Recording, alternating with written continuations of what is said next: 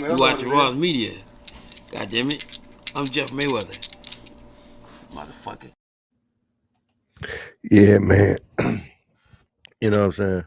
We up early this morning getting to this work, man. God thank God. Why did it? Why did it do this? The baby oil scandal continues on the Diddy and the baby oil scandal. Hey, this nigga crazy, man. Real talk, man. Let's get into this right here real quick, man. This is this breakdown of the Diddy book, the Kim Porter book. This is the breakdown of how Diddy really is. Let's get into it. In the wake of Sean Combs' arrest and indictment on federal charges, we are once again revisiting the case of Kim Porter. There is a renewed interest in her time with the rapper, and more specifically, her death. We're going to sit down with the author of a new book that is topping the charts on Amazon, and he claims this book may actually be the unfinished memoir from Porter herself. But is that true? Welcome to Sidebar, presented by Law and Crime. I'm Jesse Weber. With the arrest and indictment of rapper, producer, media mogul Sean Diddy Combs on federal racketeering and sex trafficking charges, there has been a renewed interest in all aspects of his life. That is not surprising. But you might be surprised to hear that this is a renewed interest now in Kim Porter. This is Combs' ex-girlfriend, who tragically died in her Los Angeles home back in November of 2018. Officers reportedly found the 47-year-old unresponsive. She was pronounced dead. Initially, an autopsy was performed on Porter the next day, and according to the Los Angeles County Medical Examiner's coroner's office, the cause of death was deferred pending additional tests. But then you fast forward to January 2019, and the office concluded that she died of lobar pneumonia. The manner of death was listed as natural. This is opposed to something like homicide. And she had apparently gone into cardiac arrest. Now, it was reported that at that time, she had been battling flu-like symptoms in the days leading up to her death, and that her water bottles and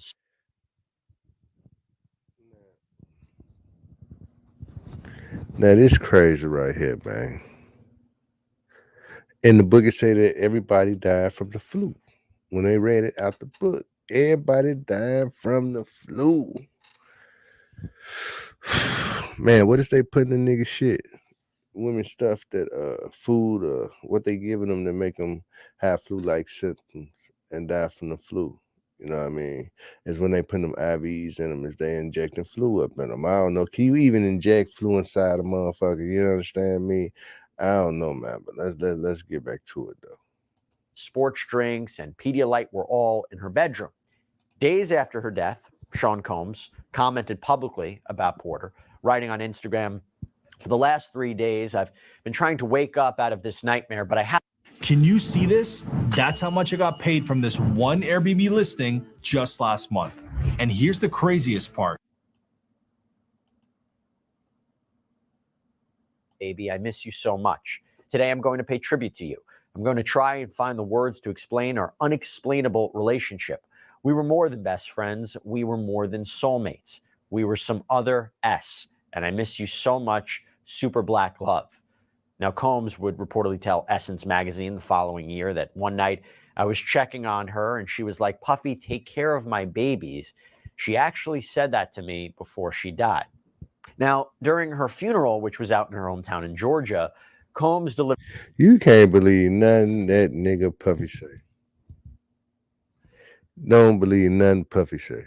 A eulogy talking about the love that he has for Porter, how close he was with her, how she will always be with him, how she was somebody that was sent to help him in life.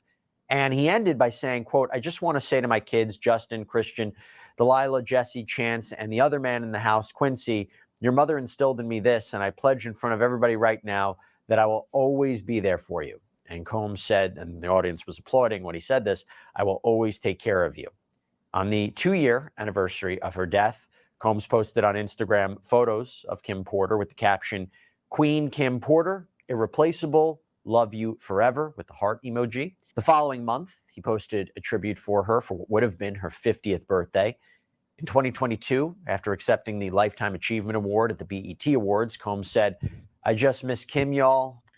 Hey, yo, we gonna get to the spaghetti, man. Hold on.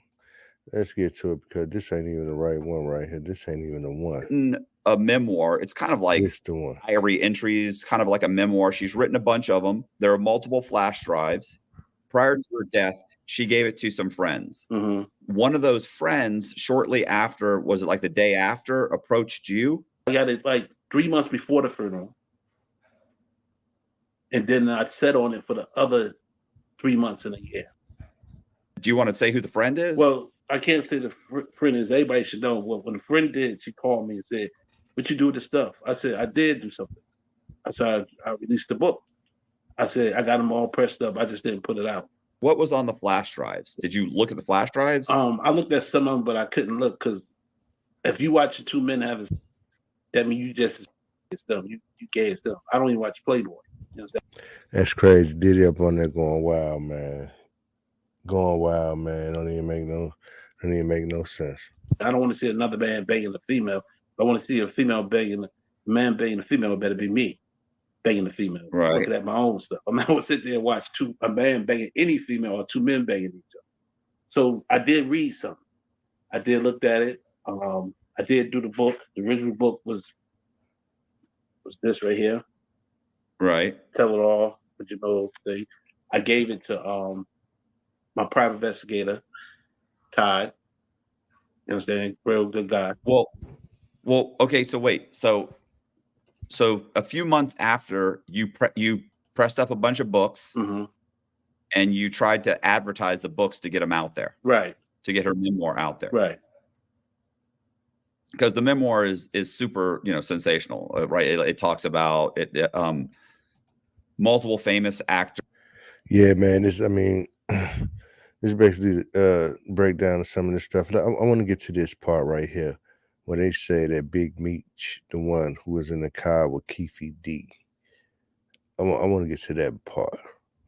Let's get up in here, man. Hold on, where is it? We'll start there.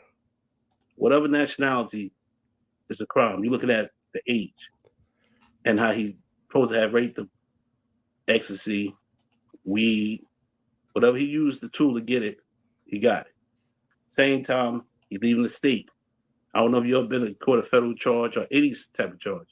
You can't leave the state when you on paper. Then when we get to New York, he don't go up in the studio and record. He go to the studio, the radio station with Angie Martinez, with Biggie and Pop. With Biggie and P. Diddy. He didn't come upstairs with Puffy. Let me get the names right. He go to the studio with Biggie and Diddy and Angie Martinez, Hot 97. You don't go upstairs with Pop and Death Row, Suge, the Outlaws. That's night of the shooting. So what could they talk about? He get on there, these my dogs. See, before then he say, "Oh, Pop, I don't want to be gangster." He never was gangster. What made him gangster? Because he not do the Crip walk dance? Because he wore a blue bandana around his neck? Because he's a rapper? That don't make you gangster. He never did anything gangster. What make him gangster? And Pac is not a blood. He's not a Crip. So why would you tell Pac you don't want to be gangster? So do you think that he had something to do with setting up Tupac, with Tupac's murder? Of course. I saw that part of that. Of course. Now you say Snoop D-O-double-G got something to do with Tupac's murder. Damn. Bombshells, nigga, getting dropped on this B-I-A-I-H. You understand me, fam? Let's get to it. Interview. I do. Why do you think that? What do you think happened there? Because if his son grew up with Diddy's son, and he goes sit at Diddy, and if Diddy wiping oil on everybody else or whatever his charges may be, what he do with Snoop? Diddy is not stupid. He just did stupid things. So he's sitting there, he got to tell him something, that he's a Crip. So if somebody run and do something to a Crip, and he's jealous, envy, he got like an egg roll face. He got jealousy showing, envy showing, can't stand Pac showing, I'm mad showing. He got everything in one face. Call him Snoop Dogg, the egg roll face. He's just mad. You understand? KVD, he should just tell the truth who was really in the car with him. His nephew was never in the car with him. His nephew got his shoulder kicked out of place. Went to the restaurant inside the casino. It was Keefe D in the car, but who was in the back seat? Who was riding with him? His own words, he said, Big Meech was in the car. Whoa. Now that just threw Big Meech under the bus right there. That's just threw Big Meech was in the car. That's just threw Big Meech in the car. Right there. So is Big Meech the one that pulled the trigger on Tupac? Because this is the people that was following Tupac said it was a nigga with a light-skinned arm came out the car. I gotta find that video. You understand me? I gotta find that video. But homie show did say that it was a light-skinned nigga in the car. The arm came out the car when it shot Tupac. I don't know, but dude, this look like a light-skinned nigga right here. Man, it's deep. Diddy done took people booties, man. Diddy is off the chain, man. He got to be stopped, man. But he doing it to himself. So you take Big Meech, you take Puffy, you take everybody around Puffy who dealt with Big Meech. Big Meech just come to the rim shop in Atlanta. They all know Pac. He had to get a rep with them. Why Snoop never came to the fight? They just was on a they was on a private jet together, just left New York. So I mean, I still don't understand. So you're thinking that he had something to do with it because he didn't show up? I think he had something to do with it because he knew what was going to happen. Whether he showed up or didn't show up, he knew what was happening. So he figured Pac out the way. He back Snoop Dogg. He the dog, house dog again. He wasn't a house dog no more. From Chronic, what other record he made big? I don't know. He didn't. So when Pac came in and put America Most Wanted, that made him. He ain't make Pac. Pac made him. It wasn't the Dog Pound Gin and Juice no more. It was Outlaw's Thug Life. So that's enough to get. See, you not a rapper. I'm not a rapper. But we know that we know that look on somebody's face. You know that energy. You understand? So you see any picture he ever did with all three of them, he wasn't happy that Pac was under the arm. He wasn't there no more. He traded on his own boy, Dr. Dre, not to go to Dre label. So he stayed there with Suge. Because he figured that was his home, that was his house. So okay, sorry. I was gonna say the the memoir that and we'll get to the memoir in a minute. It talks about Sean Combs being with multiple producers, executives, different people. Is that something that you had heard about in the industry before you actually saw the memoir?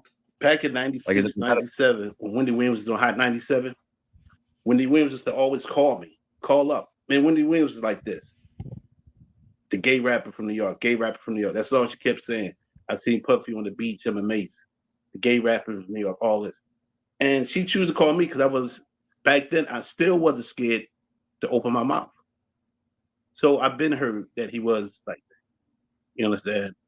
Him, Russell Simmons, Andre Harrell,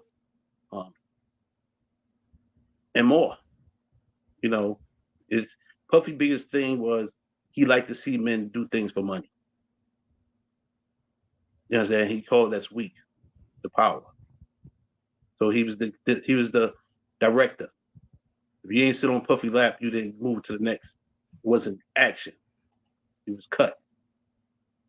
So yes, it's always been said that's what it was. That he was the gay rapper. Or the gay person in New York. They always say he was the gizzle rapper. That's crazy, man. Puffy out here, Bodine, man. If that's what you is, that's what you is, nigga. You know what I'm saying? And stay over there with the people that's like that. Don't be mingling with the people that ain't like that, nigga. That's all we saying. Straight up. Violence. Violence. I never, be honest, the violence I heard was from people. Like one time Nas did something supposed to have been with Pac, they jumped his manager in somewhere and broke his jaw. Smith and Wesson, peace out to them too. They came over to New York, did something with them, did the same thing, jumped them, caused them to have to change their name from Smith and Wesson to another name. He found his way. You know, even with Jay-Z, you know, I guess he saw Jay-Z is coming up. That'd have been his competition. You understand? Jay-Z, I never had a problem with Jay-Z. Man, Jay-Z been cool since East Orange. He was coming to East Orange with Black Rob. I mean, not Black Rob, Big L. He's heard with a rapper named Big L. From the cowboy boots he used to wear to his triple fat goose he used to wear. You know, Jay-Z was cool. He's still cool today with me. You know, I don't see what everybody say about Jay-Z because I'm not life searcher. You know, this memoir wasn't given to me to make money or to gain money. And I want to say something to the Combs family. I do have respect for them. I have respect for it. That's why his mother face shouldn't have been on the front cover of the book, you know. But the book is real. Hey, you guys, I appreciate you watching. Do me a favor, hit the subscribe button. If you like the video, share the video. We're going to put Courtney's link to his Instagram in the description box. So you just have to click on it. It'll shoot you right there. You can follow him. Also, you can contact him through Instagram. Do me a favor and consider joining our Patreon. It's $10 a month. We put Patreon exclusive material on Patreon, and it really does help us make videos like this. So once again, thank you guys very much. I appreciate it. See ya. Hey, y'all watching Ross Media, ROSS, okay? This is Debo from Hit Movie Friday, and I still got the bicycle. Now get out of my face. We about to fade to black.